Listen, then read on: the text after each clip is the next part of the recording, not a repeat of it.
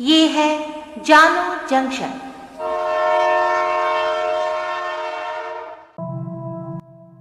नमस्कार दोस्तों, जानो जंक्शन पॉडकास्ट के लिए आज मैं पूजा वर्मा आपके लिए खास तौर पर लेकर आई हूँ लेखिका सुप्रीति मिश्रा की कहानी कोरोना का कहर।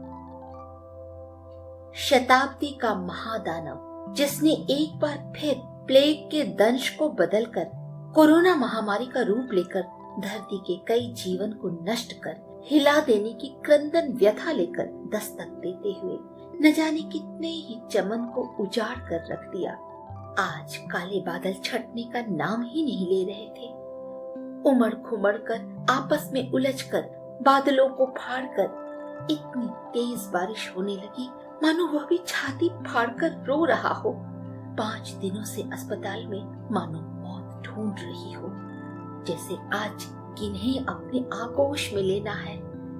बोरियों में भरकर बेजानों को यूं फेंका जा रहा था मानो उनकी कोई कीमत न हो, पर वो किसी के जीवन का कितना बेशकीमती कोहिनूर था, किसी का साकार ख्वाब था वो।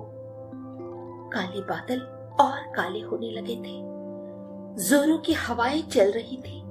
इतने में वो बुरी खबर दहला देने वाली थी। मणि नहीं रहे। इस हृदय द्रावक वाक्य को दिमाग में गूंजते कई घंटे और दिन बीत चुके थे, पर न जाने मन क्यों इस पर विश्वास करने को तैयार ही न था। कहीं से भी उनके आने की आहट नीता को सुनाई देती। उनकी हंसी, उनका खुशमिजाज व्यक्तित्व आंखों के आगे घूमता। उनके गाने के स्वर हरदम कानों में शहद घोलते थे। वो कभी इस कमरे में कभी उस कमरे में पागलों की तरह ढूंढती और लाख पुकारने पर भी जब कोई आवाज नहीं मिलती तो गला फाड़कर रो लेती और खुद ही चुप भी हो जाती। अकेले कमरे में जाकर उसे पुकारती कि बहुत हो गया, अब तो तुम कहीं से भी आ जाओ, आत्मा हो तो भी आ जाओ, मेरे साथ रहो, बातें करो मुझसे। कितनी सारी बातें इकट्ठा हो गई हैं तुमसे कहने को, पर स्तब्ध रात्रि में कहाँ कोई भूत प्रेत के रूप में भी आने वाला था। जिन भूतों की बातों से भोली भाली से नीता डर जाया करती थी, आज अपने पति को प्रेत के रूप में भी सामने आने की गुहार लगाती रही, पर वो कहाँ सुनने वाला था। न जाने किस दूसरी दुनिया के अनंत में समा गया था। अपने 5 वर्ष के प्यारे नन्हे पार्थ को और अपनी प्राण प्रिया पत्नी को छोड़कर कितनी क्रूरता से चले गए। पर उन्हें क्रूर कैसे कहें? वे तो शायद कितनी ही मजबूरियों में देह त्याग किए होंगे। कितना मनमोहक चेहरा, हंसी तो मानो उनके चेहरे पर ही रची बसी हो। किसी भी महफिल में आए तो अपने सुरों से उस महफिल को खुशनुमा बना जाते। भले ही सुर बहुत पक्के ना थे, पर दूसरों को खुशी देने की कला में निपुण थे वो। कोई भी परेशानी हो, कितना भी अंदर संघर्ष चल रहा हो, पर ऊपर से कौन ही समझ पाता उन्हें। सारे परिवार को एक में बांध कर रखने की चाहत, परिवार को ऊंचाई पर देखने की चाहत ही छोटी सी उम्र में ही उन्हें गांव से उठाकर पिंक सिटी ले आई थी। अपने ही रिश्तेदारों का सहारा लेकर छोटी सी नौकरी करने जब वो निकले तो आंखों में बड़े बड़े सपने थे।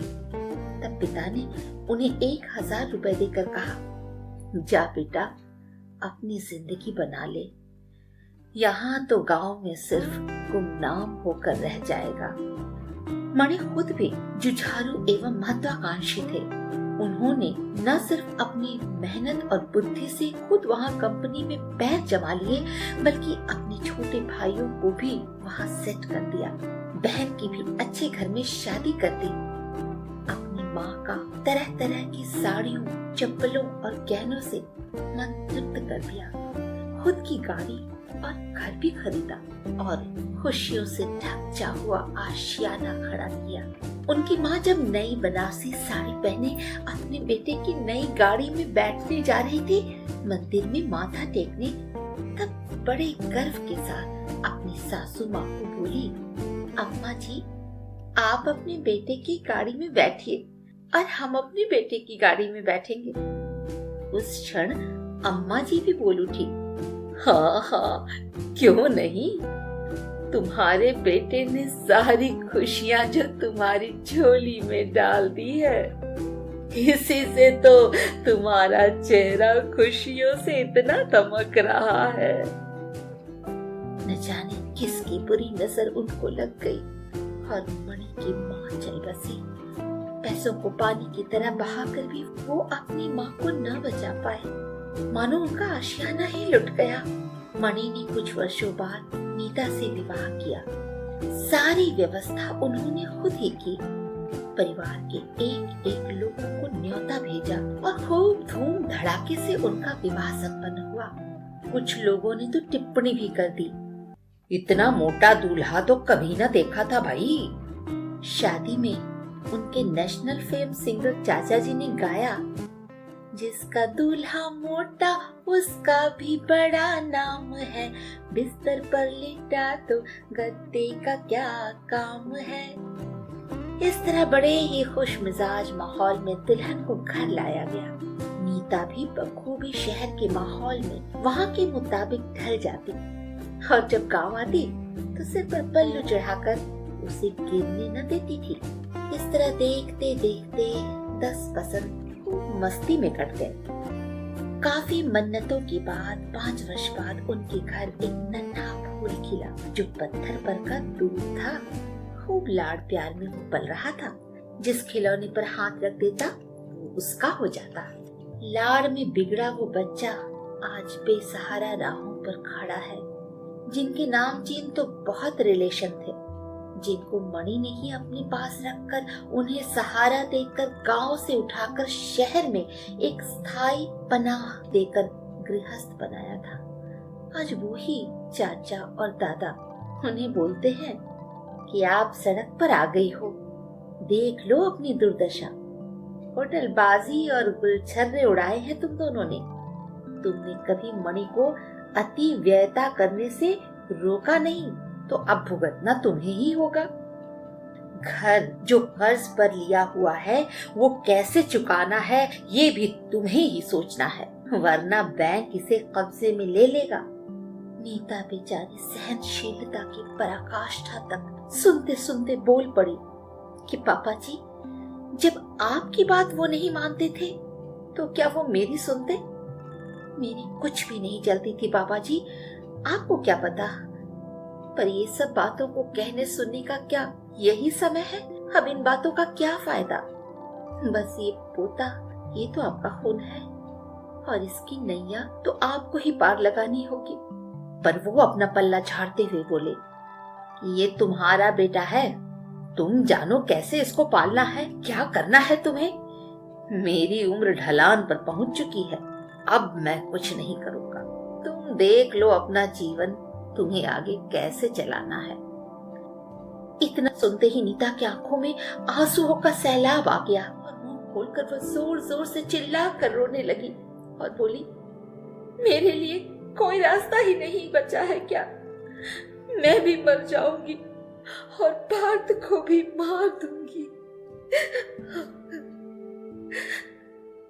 इतने में फल वाली टोकरी में रखे चाकू को जोर से पकड़कर पार्थ की ओर झटके से दौड़ी, पर उसका हाथ अनायास ही उसके मासूम चेहरे को देखकर कांप गया और वो सोच में पड़ गई कि कितनी मन्नतों के बाद धरती पर लाए इस जीवन को मैं खत्म करने वाली कौन हूँ।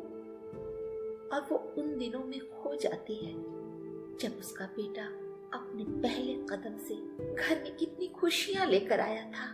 पार्थ अब जोर जोर से घबरा कर रोने लगा। तब नीता के हाथों से चाकू फर्श पर गिर गया। वो अपने बच्चे को कलेजा से लगाकर काफी जोर से रोने लगी।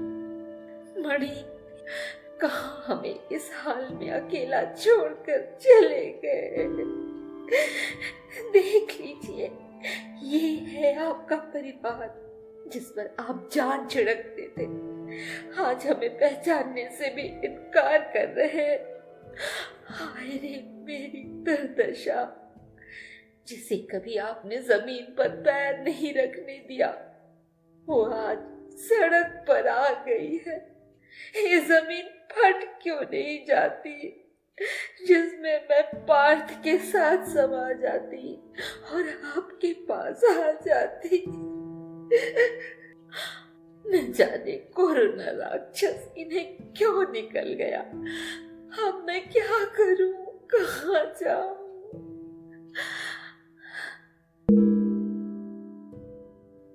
पर दूसरे ही क्षण वो अपने अविरल आंसू को पोंछती हुई बोलती है कि अब तो मुझे अपने लाडले के लिए जीना है।